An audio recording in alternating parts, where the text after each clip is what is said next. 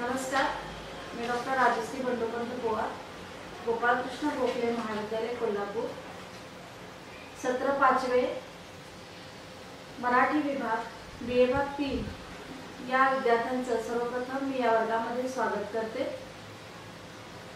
मराठी विषयाचा सिलेबस या वर्षीपासून बदललेला आहे, तर या बदललेल्या सिलेबसमध्ये आज आपण त्याच्यावर इथं बोलणार आहोत। माझ्याकडे जो आता पेपर आहे तो आहे पेपर नंबर 7। त्याचं शीर्षक आहे साहित्य विचार। तर या साहित्य विचार या पेपरविषयी आपण थोडक्यात माहिती तर जाणून घेणार आहोत की नेमकं या पेपरमध्ये आहे तरी काय। तर या पेपरचा सिलेबस जो आहे तो सिलेबस एकूण 4 विभागामध्ये विभागण्यात आलेला आहे।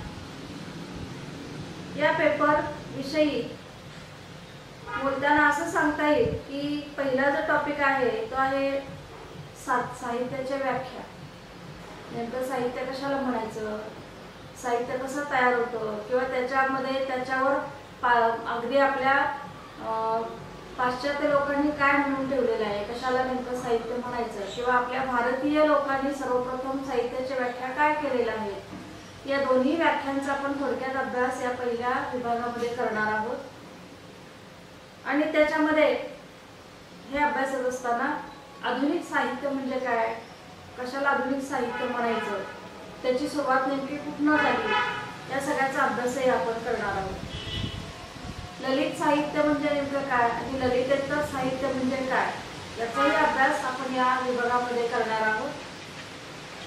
ललित साहित्यामधून व्यक्त होणाऱ्या अनुभवांचे विशेष आपण अभ्यासणार आहोत। विभाग 2 जो आहे तो म्हणजे साहित्याचं प्रयोजन। आता साहित्याचं प्रयोजन याचा अर्थ जर आपण शब्दशः बघायला गेलो तर प्रयोजन या शब्दाचा अर्थ आहे हेतू। तर प्रत्येक कार्य जे काही सिद्ध होत असतं, या प्रत्येक कार्य सिद्ध होत असताना त्या कार्याच्या पाठीमागे काही ना काही हेतू दडलेला असतो। मग साहित्य ज्यावेळी सिद्ध होतं त्यावेळी साहित्याचा नेमका काय हेतू आहे, कशासाठी साहित्य लिहिलं जातं, लेखकाचा काय हेतू असू शकतो, वाचक ते का वाचतो, वाचकांचा काय हेतू असतो ते वाचण्यापाठीमागं, या सगळ्याचा विचार आपण या विभागामध्ये करणार आहोत। त्याच्यानंतर साहित्याची नेमकी प्रयोजनं किती आणि कोणती, पाश्चात्यांनी लिहिलेली प्रयोजनं, भारतीयांनी लिहिलेली प्रयोजनं, याचा अभ्यास आपण या टॉपिकमध्ये करणार आहोत। घटक नंबर 3 जो आहे तो आहे साहित्य निर्मितीची कारणं। नेमकं काय कारण असतं की ज्याच्यामुळे साहित्य निर्मिती होते, कवी का लिहितो, त्याच्या लिहिण्यापाठीमागं काय कारण असतं, प्रत्येकाला कवीसारखं लिहिता येतं का, तर त्याचं उत्तर आपल्याला नाही असं द्यावं लागेल। कवी लिहितो कारण त्याच्याकडे एक विशिष्ट अशी प्रतिभाशक्ती असते आणि त्या प्रतिभाशक्तीच्या जोरावर कवी काव्य करीत असतो। आणि नेमकी ती शक्ती कशी असते, तिचं कार्य कसं चालतं आणि अभ्यासांती आपण काव्य लिहू शकतो का, या सगळ्याचा विचार आपण या टॉपिकमध्ये करणार आहोत। आणि आता शेवटचा घटक जो आहे त्याच्यामध्ये आपण काही अलंकार अभ्यासणार आहोत। आतापर्यंत तुम्ही अलंकार अभ्यासलेले आहेत। काव्यामध्ये काव्याला शोभा आणण्याचं काम हे अलंकार करत असतात की ज्या पद्धतीने आपण स्वतःला शोभा येण्यासाठी काही अलंकार वापरत असतो, त्या पद्धतीनं काव्याला शोभा आणण्यासाठी काही शब्दालंकार असतील, अर्थालंकार असतील, त्यांचा वापर कवी करत असतो। ते नेमके कसे आहेत, त्यांचं कसं नेमकं कार्य चालतं, या सगळ्याचा विचार आपण शेवटच्या टॉपिकमध्ये करणार आहोत। तर सर्वप्रथम या पेपरविषयी थोडंसं मला असं सांगावंसं वाटेल की साहित्य विचार हा जो काही पेपर आहे, हा पेपर नेमकं काव्य म्हणजे काय इथपासून सुरू होतो, कशाला काव्य म्हणायचं आणि काव्य जे आहे हे काव्य कशा पद्धतीनं तयार होत असतं, त्याचे काही नियम आहेत का, त्या नियमांना धरून काव्य लिहिलं जातं का, काय काव्याच्या व्याख्या त्यावेळेस आपण अभ्यासतो की नेमकं काव्य कशाला म्हणायचं। तर काही जण म्हणतात की चांगले चांगले शब्द एकत्र आणले की काव्य तयार होतं, एक रिदम असला, लय असला की त्याला काव्य म्हणायचं, किंवा एक अर्थपूर्ण एक सुंदर अर्थ त्याच्यातून निघतो म्हणून त्याला काव्य म्हणायचं।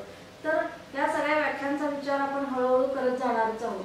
पण सगळ्यात महत्त्वाची जी व्याख्या आहे ती आहे की काव्यम रसात्मकम वाक्यम रसात्मकम काव्य म्हणजे काय, तर असं वाक्य की ज्याच्यातून काहीतरी भावना, रस म्हणजे काय, भावना, काहीतरी भावना आपल्यापर्यंत पोहोचते त्याला काव्य म्हणायचं. आणि म्हणूनच भावना हा काव्याचा आत्मा असतो, आत्मतत्व असतो, की ज्या पद्धतीनं पूर्वी जे काही भाषाविषयी मतं मांडणारे जे काही विचारवंत होऊन गेले त्यांनी असं म्हटलं की एका स्त्रीची उपमा त्यांनी दिली होती काव्याला. नेमकं काव्य म्हणजे काय, तर सुंदर दिसणं का, अलंकारिक बोलणं का, की शब्दांची मांडणी का, की रिदम का, कशाला काव्य म्हणायचं. तर हे सगळं बाह्य वर्णन झालं काव्याचं. काव्याचं आत्मतत्व जे आहे ते आत्मतत्व आहे भावना. कुठलीही भावना असल्याशिवाय ते काव्य परिपूर्ण होऊ शकत नाही. तुम्हाला सगळ्यांना माहितीच आहे की आतापर्यंत FY BA भाग 1, BA भाग 2 याच्यामध्ये बऱ्याचशा साहित्य प्रकारांचा अभ्यास तुम्ही केलेलाच आहे. BA भाग 2 मध्ये काव्य आणि नाटक हे तुम्ही गेल्या वर्षी अभ्यासलेलं आहे. काव्य नेमकं कसं असतं, नाटकामधून काय सूचित होतं आणि नाटक कशा पद्धतीने लिहिलं जातं, कशा पद्धतीनं ते आपल्यापर्यंत प्रवाहित होत असतं, हे सगळा भाग तुम्ही अभ्यासलेला आहे. आता आपण अभ्यासायचं आहे की नेमकं हे सगळं तयार होत असताना ते होतं कसं. हे एखादं लिहिलेली कविता तुमच्यापर्यंत ज्यावेळेस पोचते त्यावेळेस ती कविता पोचत नसते, तर त्या कवितेमध्ये असणारी भावना तुमच्यापर्यंत येत असते. माणसाच्या मनामध्ये असणाऱ्या ज्या काही भरत मुनीने आपल्या नाट्यशास्त्र या ग्रंथामध्ये सांगूनच ठेवलेलं आहे की माणसाच्या मनामध्ये अष्टसात्विक भाव असतात. म्हणजे काय, की माणसाच्या मनामध्ये उपजतच 8 प्रकारच्या भावना वास करीत असतात. की जसं बघा, एखादा विनोद झाला की आपल्याला चटकन हसायला येईल, एखादं काहीतरी भयंकर पाहिलं की आपल्याला भीती वाटते. ह्या सगळ्या भावना अचानक तयार निर्माण होत असतात आणि अचानक त्याचं काय होत असतं, ते निघूनही जात असतात. तर ह्या सगळ्या भावनांचा परिपोष आपल्याकडे कसा होतो, आपल्याकडे त्या भावना कशा पद्धतीने पोचतात, काव्याच्या माध्यमातून हे सगळं कार्य कसं चालतं, या सगळ्यांचा विचार आपल्याला इथं करायचा आहे. एकूणच त्यांची काव्यविषयक दृष्टी आपल्याला इथं पाहायला मिळणार आहे. तर पुढच्या तासाला आपण त्याच्यावर विस्तृत चर्चा करणार आहोत. पुढच्या तासाला टॉपिक नंबर जो 1 आहे त्याच्यात आपण इथे सुरुवात करणार आहोत. तर आजच्या तासाला इतकंच. पुढच्या तासाला परत आपण भेटूया. धन्यवाद.